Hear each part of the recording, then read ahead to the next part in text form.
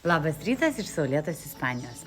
Nors ne Helovynas, bet mes šiandien suplanavom aplankyti beždžiones. Tad važiuojam į Gibraltarą.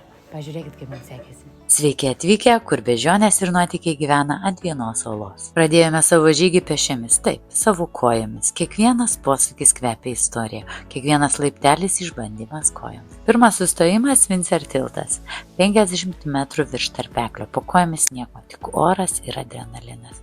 Vienas žingsnelis ant tilto ir supranti, šitas kalnas žino, kaip pakutenti nervus. Toliau dar šiek tiek kopimo, dar keli prakaito lašeliai ir mes prie Mykolo urvo. Ir čia, wow, spalvos, muzika, šviesos, stalaktitai ir stalagmitai, viskas taip mistiška, tikrai. Ir užstrigom čia apie 40 minučių. Negalėjom išeiti, per gražu. Atrodė, kad patys urvai dainuoti pradėjo.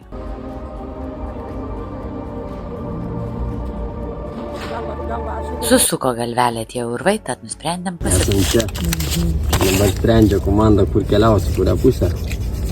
Ramdan, į kairę. Kuris tas aukščiausias žemėlapio? Raudono vyno šiandien nebus. Mes eisim į kairę. Направо. Link dešinės reikia. Vos išėjus, kas mus pasitinka, taip, vietinės beždžionės, jos Gibraltaro žvaigždės. Ir kelias mus toliau veda į viršūnę. O Dieve, net galva sukasi. Gibraltaro kalne gyvena apie 300 makakų. Papokštavome su beždžionėmis ir nusprendėme nusileisti į apačią. Aplankėme dar vieną stotelę, tai yra Great Siege Tunnels. Rankomis iškastas tunelis iš 18 amžiaus. Įsivaizduokite, be technikos, tik plaktukai, parakas ir tūkstančiai tonų uolų.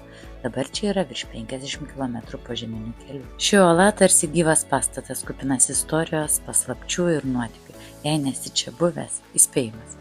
Vienos dienos gali tikrai neužtekti.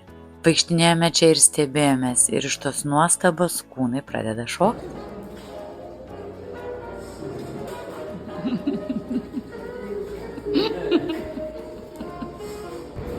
Miestas į didumo, nežinau kaip koks, čia oro uostas, čia gyvenami namai, čia kažkas, garažiukai.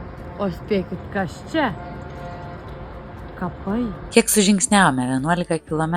Kiek pamatėme? 1000 kartų daugiau. O kiek kartų pasakėme wow? Na, praradau skaičių. Iki pasimatymų.